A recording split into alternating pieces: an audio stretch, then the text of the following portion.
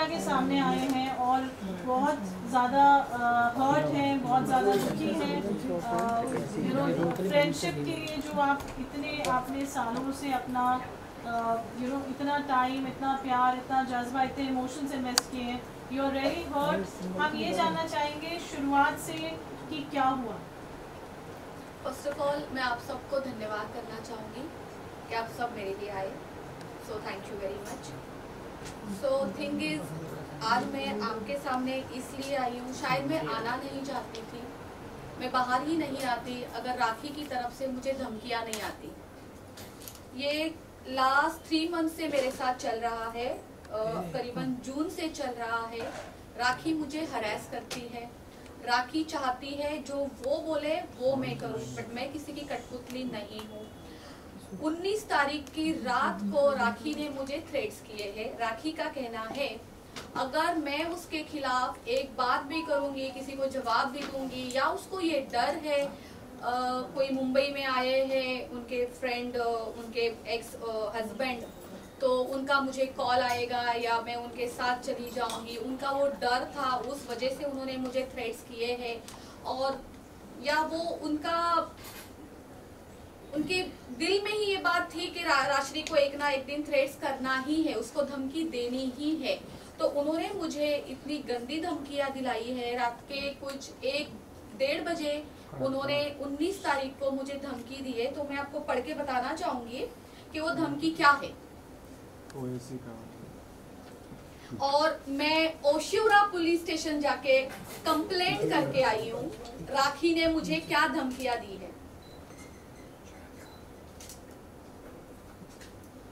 थोड़ा फेस के, अरे वो ग्रुप में डाल देंगे, साइड में डाल देंगे, फेस के थोड़े से साइड।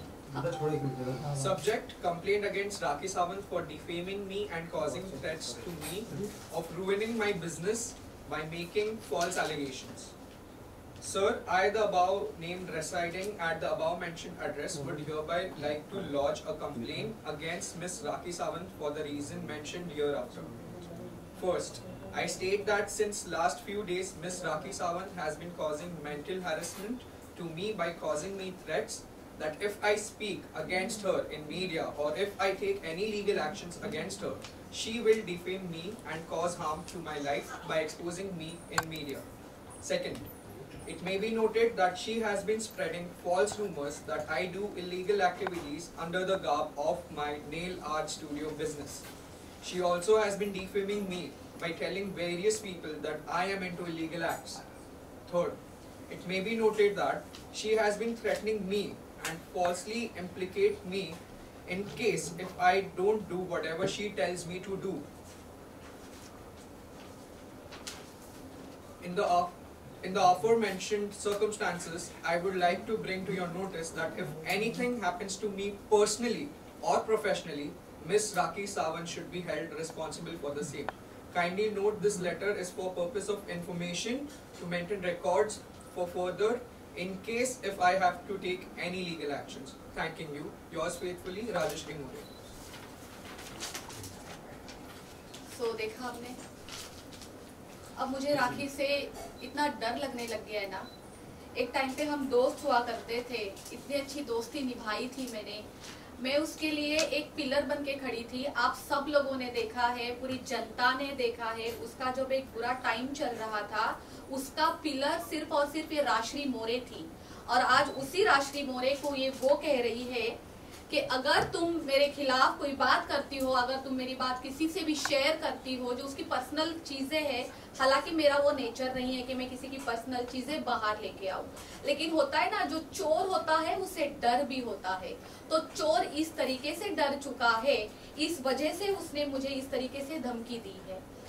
आज इतना डर लग रहा है, आप यकीन नहीं करेंगे, मैंने कुछ देर पहले अपने सिक्योरिटी को नीचे कॉल किया है, जो हमारे मैनेजर है हमारे सोसाइटी के, मैंने उनको कॉल किया और मैंने कहा इस बात का ध्यान रखना कि राखी सावंत हमारे गेट के अंदर कभी जिंदगी में ना आ जाए।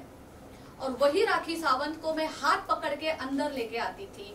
मेरे घर में वो, इस घर में वो 10-10 दिन रही है, उसका मैंने इतना ख्याल रखा है, मेरे साथ रखा है, मैंने उसका एक सिस्टर की तरह, एक मम्मी की तरह ख्याल रखा है, क्योंकि वो मैं सोचती थी वो अकेली है, उसके पीछे कोई नहीं है। इतना सब कुछ करने के बाद वो ये कर सकती है। राखी सावंत, आप सब लोग जानते हैं राखी सावंत कितनी बोल्ड है और वो क्या क्या कर सकती है। तो मुझे वो डर है कि राखी सावंत किसी भी तरीके से मुझे हार्म ना पहुंचाए। इस वजह से आज मैं आप लोगों के सामने हूँ। एक चीज और, नेल आर्ट स्टूडियो जो लोखंडवाला मार्केट में है, मैं पिछले 12 साल से चला रही हूँ। मैंने बहुत मेहनत की है, आप सबको भी पता होगा। आज बिजनेस करना कोई मामूली चीज नहीं है। हमें डे 1 से लेके आज 12 साल तक अगर मैं लोखंडवाला मार्केट में टिकी हूँ तो मैंने कितनी मेहनत की होगी। ना कि ये राखी सावंत ने जो बोला है कि मेरे नेल आर्ट स्टूडियो के अंदर प्रोस्टिट्यूशन होता है। तो राखी सावंत को मैं ये सवाल करना चाहती हूँ, जब तुम रोज 8-8 घंटे मेरे स्टूडियो में आके बैठती थी तो तुम अंदर क्या करती थी राखी सावंत? सर्विस लेती थी या जो तुम बोल रही हो वो करने आती थी वहां पे? एक चीज और, किसी को धमकी देने से पहले आपको पूरी जानकारी रखनी चाहिए। राखी सावंत, जो मेरे स्टूडियो है ना वो नेल आर्ट स्टूडियो है, ठीक है? वहां पे कोई मसाज नहीं होती है। एक चीज जैसे, हाँ, डे 1 से मैं आपको दिखा सकती हूँ, मेरे पास मेरे सारे एग्रीमेंट्स है कि मेरा नेल आर्ट स्टूडियो सिर्फ और सिर्फ हम लेडीज के लिए चलाते हैं, ओनली फॉर लेडीज। हमारे यहाँ एक सेल्समैन भी होता है ना, वो भी अंदर अलाउड नहीं है, उसको भी बाहर से नॉक करना पड़ता है। वो बाहर खड़ा रहता है, फिर कोई अंदर से बाहर जाके उसको अटेंड करता है।